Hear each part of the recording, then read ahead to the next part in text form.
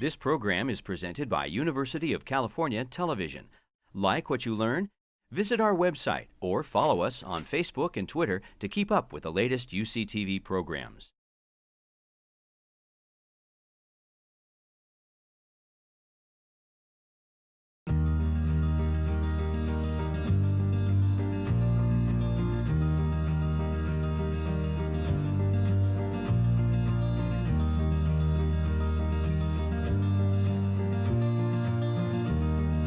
Thank you all for coming. It's really fantastic to see such a big crowd tonight and a full house, and it's great to welcome all of our alumni, friends, donors, students, faculty, and it's good to see the house full tonight.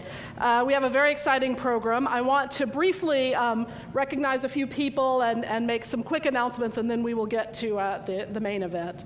I want to start by thanking the many GSM business partners who are here tonight. They're really part of what makes the school strong and connects us to the community. So I want to recognize the representatives from Kaiser Permanente, First Northern Bank, SMUD, Comstocks Magazine, Bank of the West, Digital Deployment, Five Star Bank, Lamplighter Financial, Moss Adams, Murphy, Austin, Adams, and Schoenfeld, and River City Bank. I hate to have to use notes, but I'm happy that the list was so long that I had to do that. I also want to take a moment and thank Chancellor Katehi for attending tonight and for hosting our guest earlier in the evening, and really welcome all of you. As you know, basketball has had a very big year here at UC Davis, so it's especially exciting tonight to be welcoming our guest. It's really a pleasure to give you a sort of brief introduction to Vivek Ranadivé, the owner and chairman of the Sacramento Kings, and I will let him mainly tell his story. I want to also start out with just mentioning that the School of Management, it's so many of you are friends of the school. We continue to have a strong program. Our full-time MBA program this year celebrated its 20th consecutive year, quite a streak of being ranked among the top 50 programs nationally. Our part-time programs rank in the top 9% of part-time MBA programs. Recently, our new kid on the block, our Masters of Accounting program, we found that the graduates last year of that program ranked #1 in the state on the state CPA exam. Quite an honor for a program that's only 3 years old. Absolutely. Of course, much of tonight is going to be about technology and innovation, and so I also want to give a bit of a shout out to the undergraduates we teach in our technology management minor, and of course recognize the work of really the crown jewel around innovation and entrepreneurship, which is the Child Family Institute, which really connects entrepreneurs and innovators with the marketplace. Tonight, though, speaking of entrepreneurship and innovation, we're going to welcome someone who is really a bit of royalty in those areas. Vivek, as you all know him, is associated with the Sacramento Kings, but has a long history of contributions. He's been an entrepreneur, a technology visionary, a best-selling author, a philanthropist, and today has joined the Sacramento community to do some important and really visionary work, both in basketball and in economic development in the region. He started out some time ago when he started a software company, Technicron Software, which essentially developed software that initially ran the trading markets on Wall Street and then went on to essentially run the global capital markets all over the world. From there, he took his interest and his expertise in real-time computing and big data as the founder of Tibco Software, which was simply phenomenally successful and now powers industries from communications, manufacturing, and of course, Kings basketball as well. A final note before I turn things over to our guest, he says that he got his start in basketball when he was asked and reluctantly agreed to coach his daughter's middle school basketball team.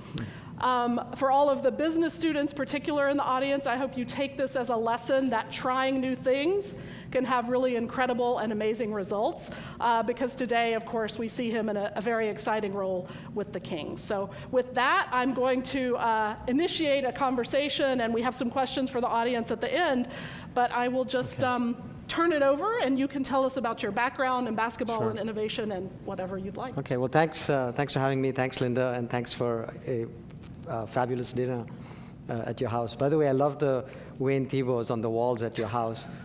And I was trying to see if I could slip one in my car on the way out, but you guys were like watching me closely, so. No, it's a great honor and a great privilege to be here, and you have an incredible university here, and you have amazing leaders, and there's no better time to be a student than today, and there's really no better time to be alive than today. And I think the next 10, 15 years are going to see unprecedented opportunity and change, and you guys are going to be driving that. I just wanted to tell you a little bit about my story, and so I was going to touch on 4 topics, and then we can do questions. I was going to tell you about how I ended up in this country.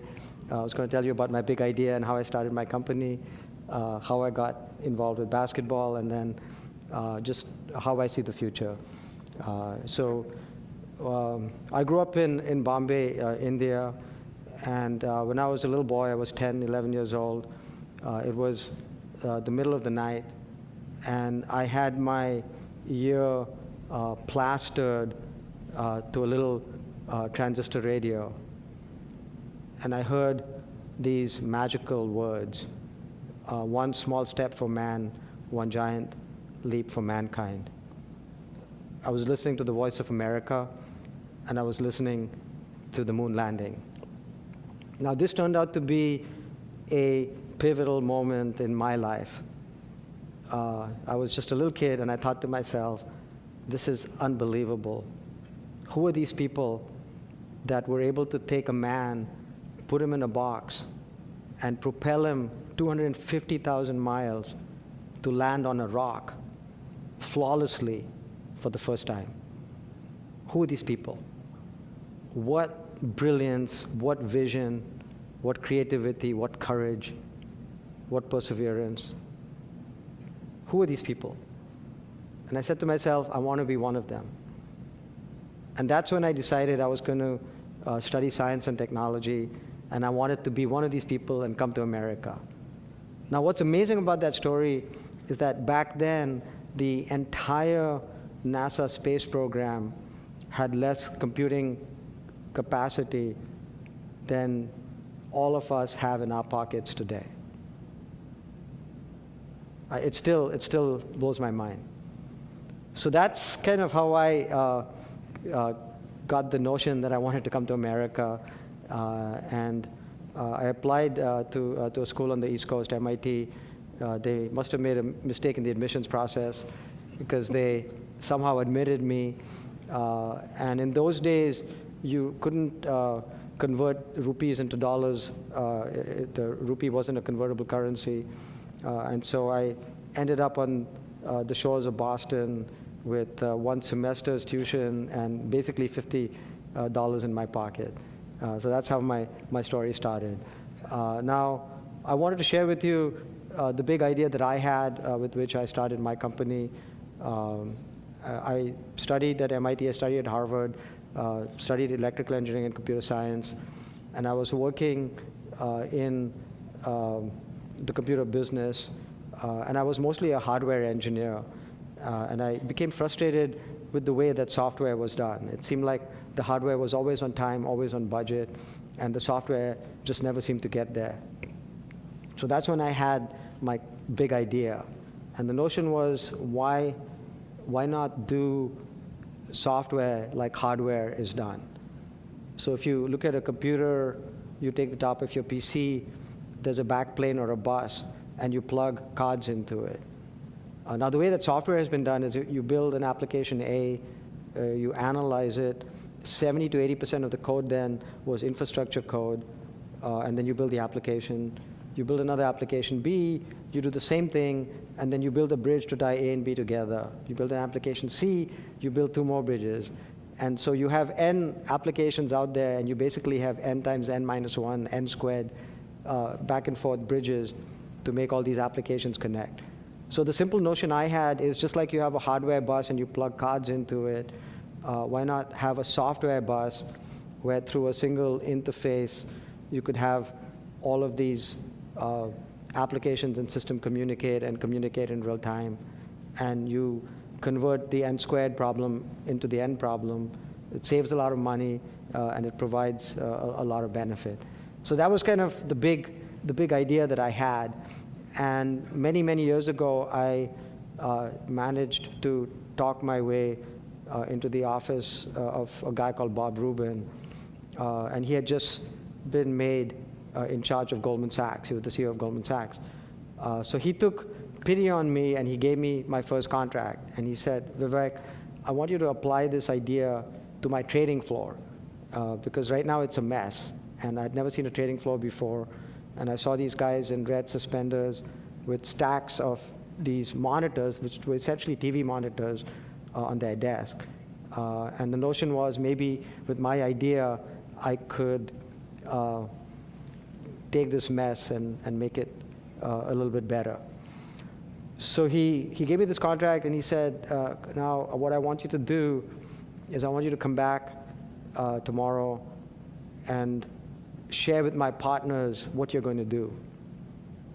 So I said, sure. Now, of course, 3-hour time difference, California to New York. And they would have these meetings very early in the morning before the market opened. It would be like at 7 in the morning, which is 4 o'clock our time. And so I show up there, take the elevator to the top of 85 Broad Street, which is where their building was.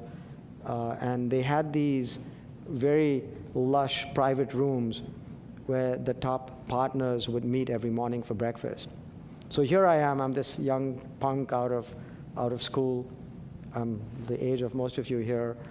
And I walk into this little dining room, and there's 5 guys sitting there. And these are the 5 guys who run Wall Street. They're the most powerful guys on Wall Street. And I sit there, and Bob looks at me and says, okay, tell my partners what you're going to do. So I started talking, and then the door opens, and this guy walks in, and Bob waves him away. He says, go on. So I start talking again, and then the door opens again, and some guy walks in, and he waves him away. And the third time it happens, he tells me, son, you got to stop tapping your feet. So I was so nervous that I kept going like that with my feet. And every time I did that, there was a switch under the carpet, and it would summon the waiter. So that was my first day as an entrepreneur, but it worked out well, and I built a company, digitized Wall Street, and then I started TIPCO, and I've always been able to surround myself with people that are way smarter than me, and that's led to some success as an entrepreneur. Now let me kind of tell you about my involvement with basketball. My first experience was about 10 years ago, and I had a daughter who was 12 years old. I was a single dad, and I was trying to find ways that I could spend more time with my little girl. And so I foolishly volunteered to coach her basketball team. Now understand that I had never actually touched a basketball in my life.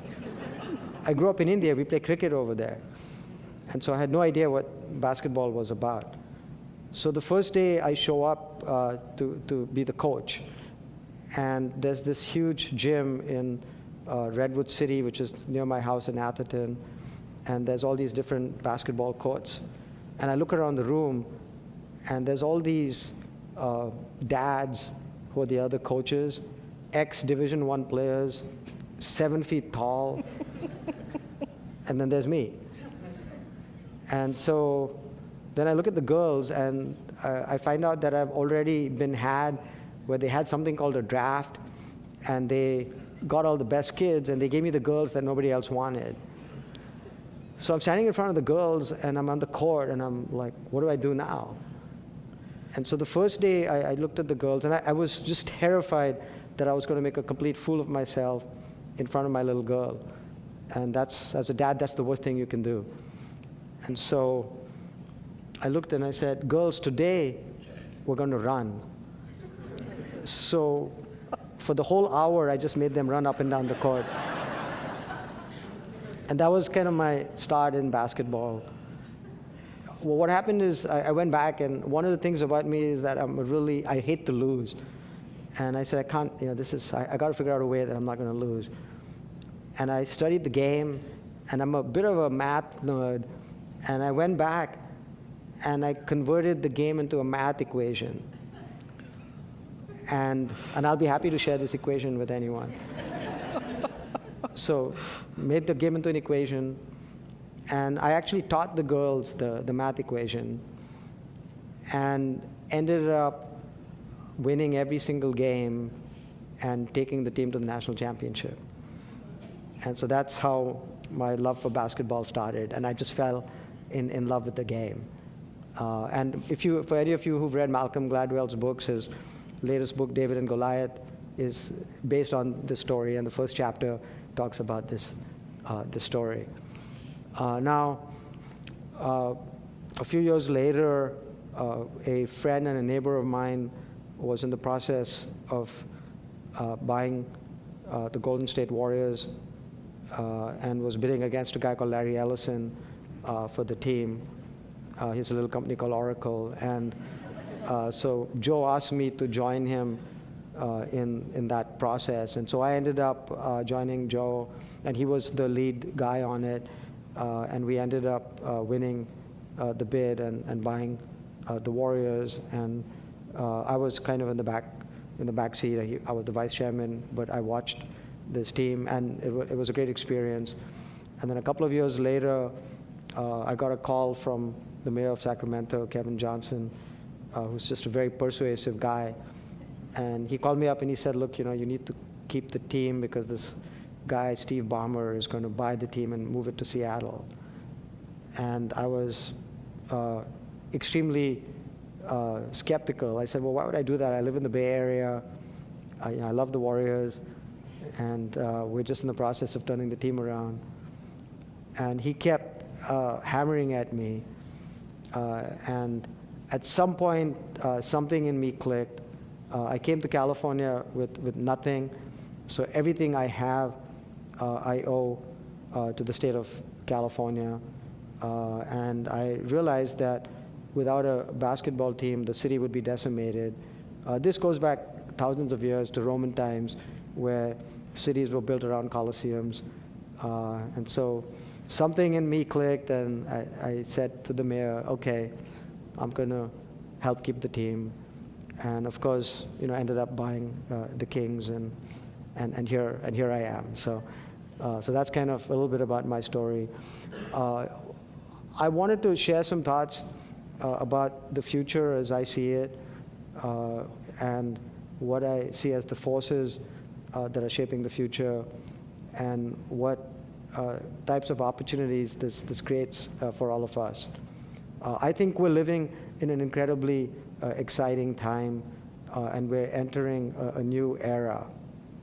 And I call this era Civilization 3.0. Civilization 1.0 was the start of modern civilization.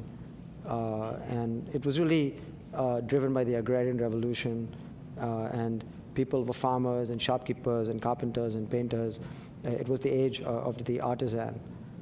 Now, with the Industrial Revolution, we saw the ushering in of Civilization 2.0, and it became the age of the corporation, and it was all about corporate efficiency. We're now living in a time when the world's largest seller of books doesn't have any bookstores, and the world's largest seller of music doesn't have any music stores, and the world's largest hotel doesn't have any hotel rooms, and the world's largest taxi company owns no cars, and I can go on. So we're living in a really interesting time, and it's kind of the age of extreme service. And in some ways, it's back to the future, where you have platforms and you have individual contributors, and every business actually ends up looking like a basketball team, where it's a social network on the one hand, and there's perishable inventory on the other, and how do you tie those together? So when you think about it, you say, okay, so what are the forces that are shaping the new century, and what are the forces that we have to harness in order to thrive in this civilization 3.0. And so I believe there's 5 forces that one has to think about as you think about the future. So the first is the explosion of data. If you look at the amount of data that was created from the beginning of mankind till, say, a year or 2 ago, and you call that X, then in the last year and a half, there's been 10X that data created. Today, there'll be more content put up on YouTube than Hollywood created in its entire history. So the amount of data is just going exponentially up, and that's the first force. The second force is the rise of mobile computing. It took 100 years for there to be 1 billion landline phones. It took 10 years for there to be 1 billion cell phones. And it took just 1 year for there to be 1 billion smart cell phones. There's now more mobile devices on the planet than there are toothbrushes. And it's only a matter of time before billions and billions of people have more computing capability in their pockets than, as I said, NASA had when it put man on the moon. So that's the second force. The third is the emergence of platforms. And these are platforms like YouTube and Facebook and the iPhone App Store, Twitter, where you don't have to be a large corporation to reach large audiences. Any individual now can reach massive audiences by leveraging these platforms. The fourth is the rise of the Asian economies. A few hundred years ago, China and India were about 2/3 of the world economy, and most economists predict that in this century will revert to that situation at some point. And the fifth and final force is what I refer to as math trumping science. So if the 20th century was the science century, the century of science, then I believe that the 21st century will be the century of math. And what I mean by that is that now you don't really have to know the why, you simply have to know the what. So when research scientists were trying to figure out how the AIDS virus mutated, they spent years and years and years and they couldn't figure it out. They then converted it into a math problem, put it into a game called Foldit, and within a week, gamers had found the solution. So you simply have to find the pattern. If A happens and B happens, then there's a high likelihood that C will happen. So what is the pattern? In my own business, I had a customer in Europe, and it was a large retailer. And they were trying to solve the problem of credit card fraud. Now, you don't want to be too stringent about it, because then you'll turn away a lot of good customers. And they spent millions and millions of dollars trying to fight the problem, and they were either too stringent or not stringent enough, and they could never figure it out. So we looked at it as a math problem, and we looked for the pattern. And it was really interesting. What we found is that if you bought champagne, razor blades, and diapers, it was probably a stolen credit card. Now, you can try to explain the why of it later, and then you say, okay, champagne, a big ticket item, easy to pawn off, makes sense. Razor blades, big ticket item, easy to pawn off, makes sense. Diapers, why diapers? He's a dad, then you think he's a good guy, you're not going to be suspicious, and you can pawn off diapers too. So really, you see this theme repeating itself where you can use math to find the pattern, and in that data the answers lie. And I believe that answers to many of mankind's problems, whether it's the water problem we face, or it's disease, or it's security threats, or it's whatever. I think that there's enough data now that you can actually find the patterns in that data to find those answers. So it's really about channeling, harnessing those 5 forces and using them to create good and to solve problems that's where the opportunities lie. As I said earlier, I think of every business increasingly looking like a basketball team. And every business looks like a social network on the one hand, and you want to use technology to capture that network, to expand it, to engage it. It's your customers, it's your suppliers. And then on the other hand, every business has perishable inventory. So whether you're selling basketball tickets or clothes or food or hospital beds or hotel rooms, airline seats, consumer electronics, clothes, banking products, they all are perishable. And the businesses of the future tie those two together. And the businesses that have really succeeded, they figured out how the cost of supply is zero and the cost of demand is zero, if you look at a company like Uber. And so, in the harnessing of those forces, a lot of the opportunities of the future lie. I think we've seen as much change as we've seen in the last 10 or 15 years. And if you think about it, you don't, all the ways that your life has changed, you don't, when was the last time you went to look for a phone booth? When was the last time you went to a Blockbuster? When was the last time you pulled up at a gas station and you bought a map? Or when was the last time that you made an effort to take your camera somewhere? And then, you look at how the world has changed, where you can push a button on your phone and you can have virtually any good or service delivered to your house. Your camera goes with you wherever you go. So then you think about all the change and you say, okay, so in 15 years, the years that you guys are going to influence, what is the world going to look like? And I'll submit to you that we're going to have more change than ever in the history of mankind, ever. 85% of all medical diagnoses will be done by a computer program. Most people will be replaced in factories by robots.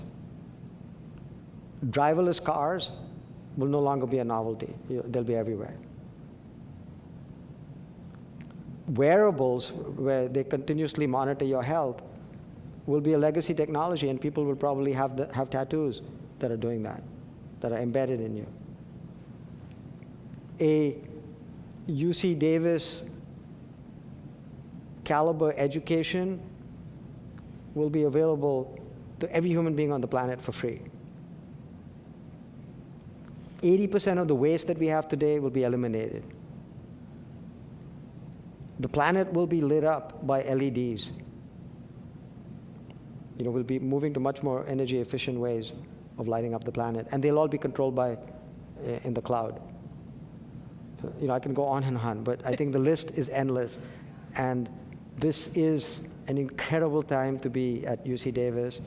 It's an incredible time to be a student, and you guys are lucky to be here. So I'll stop and take questions. There's so many questions that I could ask. I do have questions from the audience, but I'm going to get a few of my own in first. So I'm intrigued. You talk about this rapid period of change, and some of your in one of your earlier books, you talked about the critical importance in thinking about intelligence of that ability to anticipate and predict events. So how do you sort of think about that, the importance of that in this atmosphere of incredibly fast change? Is it more important, less critical with big data, or what would you say about that? Yeah, so I'm a believer in, and my last book is The 2-Second Advantage, where the premise about that is that a little bit of the right information beforehand is more valuable than all the information in the world 6 months after. Right. And so if you can combine what's happening right now with history, then you're able to anticipate, and you're able to, things like power outages should be a thing of the past, and we can actually prevent the spread of disease. We can prevent food shortages. There's a lot of problems we can solve with predictive technologies, and the way that technology has evolved and the problems that you can solve. I can tell you, and I went to MIT as an engineer, and I'm sure that your engineering department would say the same thing, that there isn't a serious computer scientist in academia that 15 years ago would have told you that you could have a driverless car. You know, that's just like mind-boggling that you're able to do that.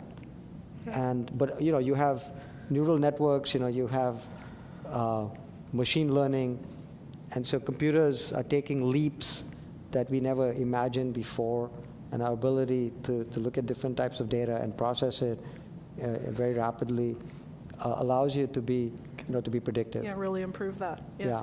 So my other question that we talked about a little bit beforehand is, in this same environment, what advice would you have for both students of management, business students, and educators in management in this environment? What areas do you think we're missing, and where do we need to focus in the next 10 years? Yeah, so I think that, and Linda and I talked about some of this at dinner, that I think people have historically looked at education as being kind of left brain or right brain. And you need to kind of cross both of those. And I think that there's many advantages to a left brain education.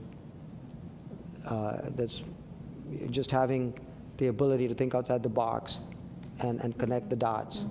And what I would say is, if you can connect the dots, you're not going far enough. You need to go find dots that you can't even connect. And so I think that you need to have an education that really gives you the ability to learn, and because things are going to change. Right. And I know, Cyril, so you were saying that, you know, in engineering, every 7 or 8 years, education becomes obsolete. And I think in the future, it'll be even shorter. It'll be every 2 or 3 years. Yeah. Are there aspects of your education that you think helped you develop some of that out-of-the-box thinking, or were you born with it, or was it there when you were 10 years old and listening to the space landing? Well, I think that one of the things is that I've never been afraid to make a fool of myself. And so I'm not afraid to venture into areas that I have no knowledge in. I started a software company. I was a hardware engineer. Yeah. You know, I got involved with basketball. I'd never touched a basketball in my life. And so a willingness to go after the unknown and you know, take chances and learn is something that's important. But the thing that I would say to the university is, the greatest good you can do for your students is to make it really hard on them and really challenge them. And if you don't, then you're insulting them. And many of us are parents, and we have a habit of saying to our kids that, oh, you know, it's so much easier on you. When I was a kid, I had to walk barefoot 5 miles to school every day, and you're spoiled, and you get to take a car. And what I say is, look, don't say that to your kids, and don't do that to your students, and don't do that to your employees. Because when you do that, what you're saying to them is, look, you know, no matter what you accomplish, I'm better than you because I did it barefoot. And so at my companies, I was always the stupidest guy. I was surrounded by people that were way smarter than me. And so we made it really hard on them. Set the bar really high. Give them big problems. And don't make it too easy. Because if you make it easy, you're telling them that they're really not that good. And they're really good. So you should make it hard on them. Yeah, fantastic.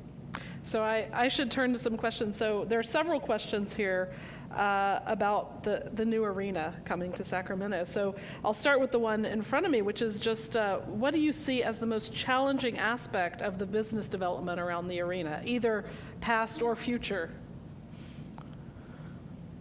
Yeah, so that is kind of that is a difficult question for an entrepreneur to answer, because my entire life I've never really thought in terms of challenges or obstacles.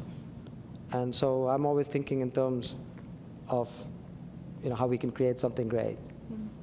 And so I'm sure that there's been challenges, but I think that mostly it's been opportunities. And you know, we have this vision the charter I gave the team was to create, very simply I called it the WBA, for the world's best arena. And I wanted it to be iconic. And I wanted it to be on postcards of California.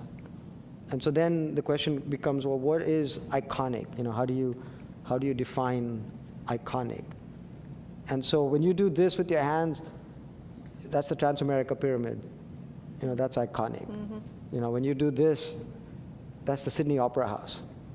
That's iconic. Yeah. So now when you do this, that's going to be the world's first indoor-outdoor arena. It's going to be the King's Arena. And it's hopefully we're going to deliver on the promise of iconic. So we're pushing the envelope, in terms of it's going to be the smartest building in the world. It's going to be the greenest. The arena is going to check into you. It'll tell you where to park. It'll tell you how to get to your seat. It's going to be ticketless. It's going to be, cashless. It's going to be frictionless. And I don't even want to have you pull out your phone. As you walk up, it should recognize you and, to guide you to your seat. So we've set a very, very high bar, and I have complete confidence that our team's going to deliver on all these promises. Yeah, fantastic. So another person was asking more about basketball 3.0, and I want to ask you about your view, your sort of theories applied to the game, but also I know you're also quite interested in bringing basketball to India, so I'd love to hear more about both of those. Sure. So the way that I sold the NBA on letting us keep the team in Sacramento and buying the team was I presented this notion of what I called NBA 3.0, and I said that, look, we're going to make basketball the premier sport of the 21st century. And it's a sport that lends itself to a global fan base. It's a sport that can be played by boys or by girls, one person, a few people, indoors, outdoors, in cities and villages, rich countries, poor countries. It doesn't take up a lot of space. You get a lot of exercise.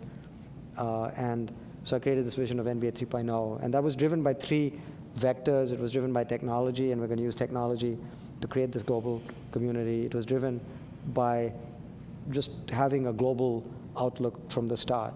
So we have taken our team to China. We're taking it to Mexico this season.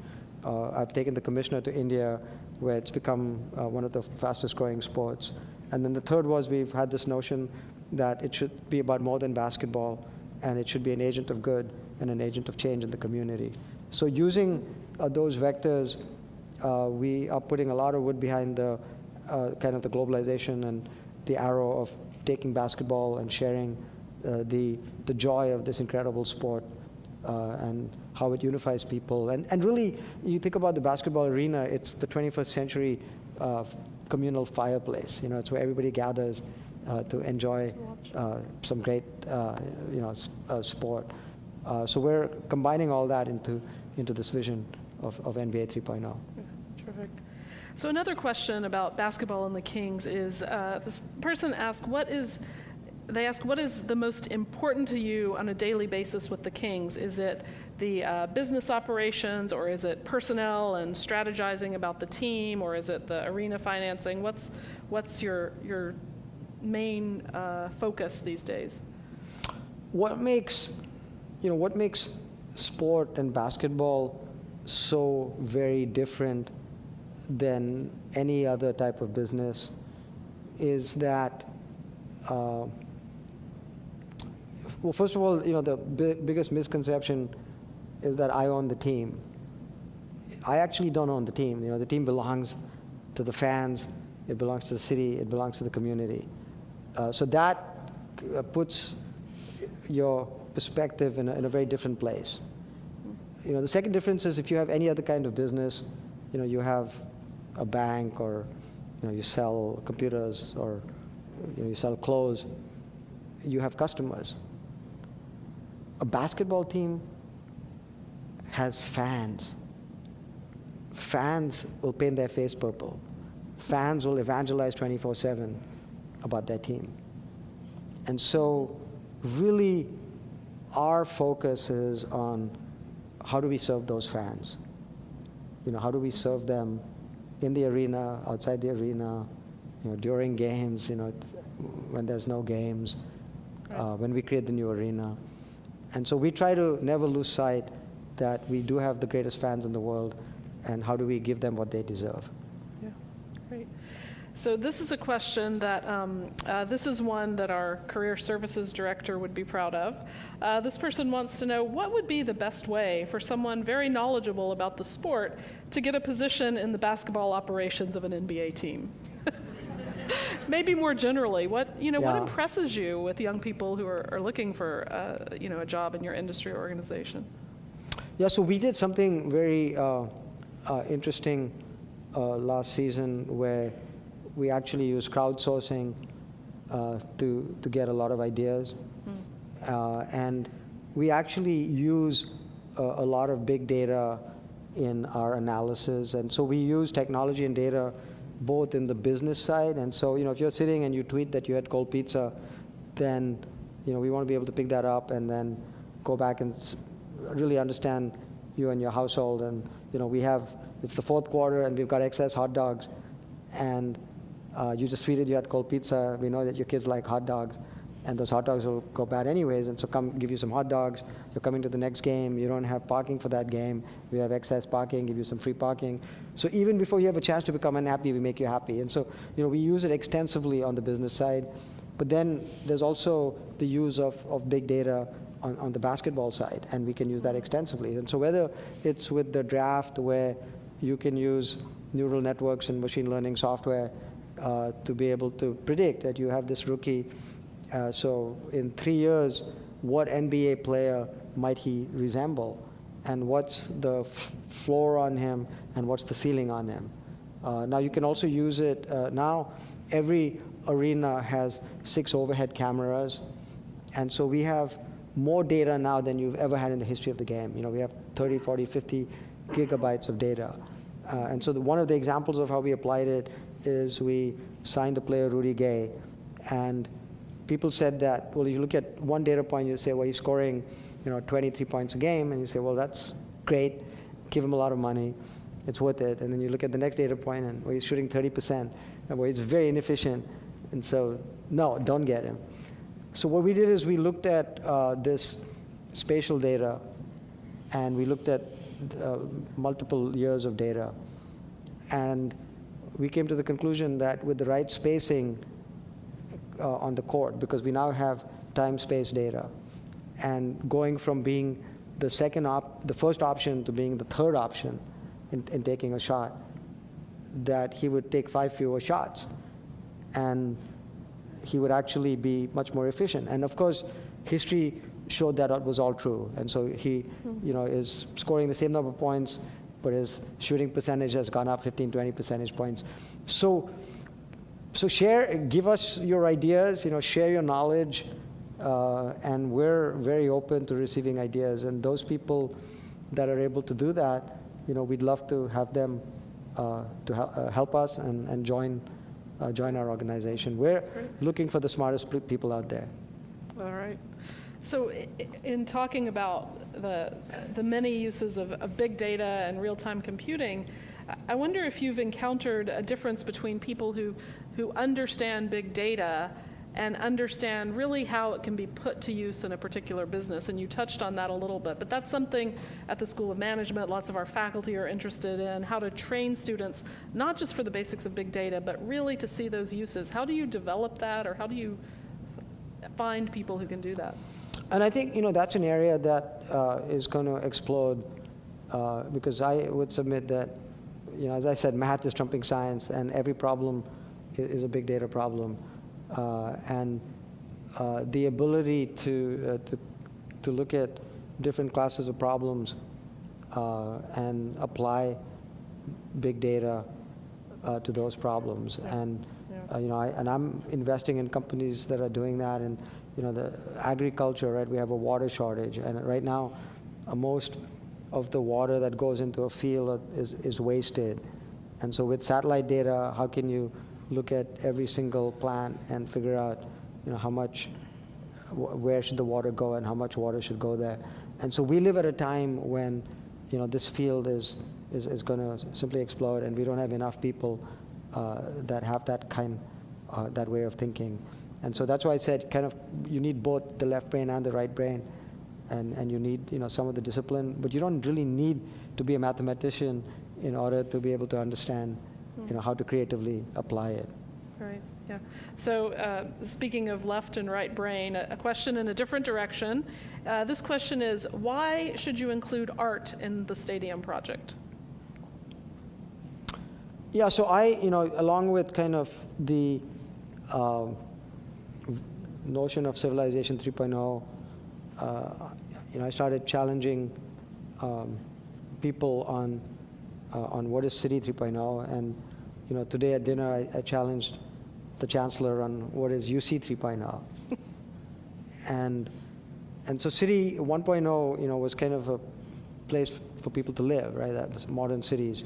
People came together. It was a place for people to live, and with the Industrial Revolution, we had City 2.0, where people started moving out of cities and into suburbs, and cities became a place for people to work, and they were living in the suburbs and they were gathering in malls. So now, what does City 3.0 look like? And the residents of Civilization 3.0, you guys, tend to be urbanites.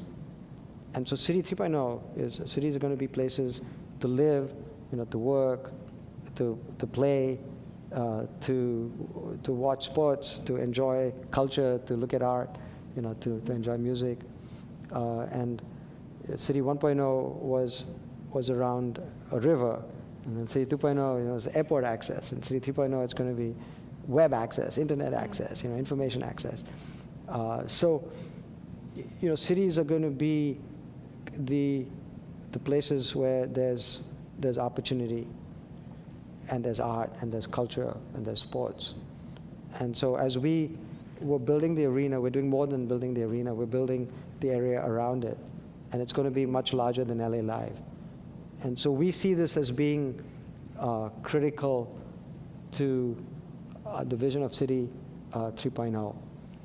And it's going to be the place for ideas and art and culture and sports and the communal gathering place. So in our mind, art was critical to that. Now I will share a little secret with you guys, that there's a piece of art that I've personally been in love with for many years. It's called The Coloring Book by Jeff Koons. And my thought had been, when I was the corner of the Warriors, that I was going to figure out a way to buy a coloring book and put it outside the new arena that the Warriors hope to build. Now, of course, I'm now with the Kings, and so we bought the coloring book, and we did it through me and my partners donating money to it, and it's a Jeff Koons sculpture. It'll be the only public display of Jeff Koons anywhere in the world, and my hope is that this area becomes a destination point for art as well. And you guys are building an incredible new museum here, which I'm very excited about. Yeah. You have some amazing collections of art already. We have the Crocker Museum, and then hopefully, we'll also have our entire downtown be a museum. And so we want to have sculpture and art throughout the mall and throughout the arena. Mm-hmm. So I believe that it all fits in with our vision of City 3.0. That's great. So we're getting close to the end of our time. I'm wondering if you allow yourself any time to think about what next. You've done so many different things that are all connected, but after the arena and the Kings and the success in Sacramento, do you have any idea for what you might want to do next? What area? Well, I'm just trying to figure out what I do when I grow up still. So it's no, I think that I fully believe that for myself, my best days are ahead of me, and I'm one of these guys who wakes up every day and is super excited about the world, and I know this kind of sounds corny, but I can't wait to get up every day and figure out how I can do my part for really impacting and making the world a better place. And I think that this is a time, unprecedented time, and There's going to be more opportunity than we've ever seen before. There's going to be more wealth created. We're going to solve many of mankind's problems, and hopefully I'll be able to play some small part in that. Yeah. Thank you so much. Thanks. This has been a pleasure, and I think we need to wrap up tonight. We do have, as a token of our appreciation, we want you to think often of UC Davis and the Graduate School of Management as your partners. And so we have, I had an unusual request this week. We have here for you a gift basket. Oh, thank that you. includes, first of all, some products from some of our GSM Wow, that's alums who make some delicious beverages. But also there is a basketball imprinted with the awesome. GSM logo Thank you. and signed by Chancellor Katehi and Well, myself. thank you so much. Thank you. Thank you very Thank you. much. Thanks. And also congratulations on, I was just going to say congratulations on the success of the basketball team. Thank I think you. that's And fantastic. I think we have some So, basketball reps here. Yes, yeah, so absolutely. thank you. Thanks, everyone.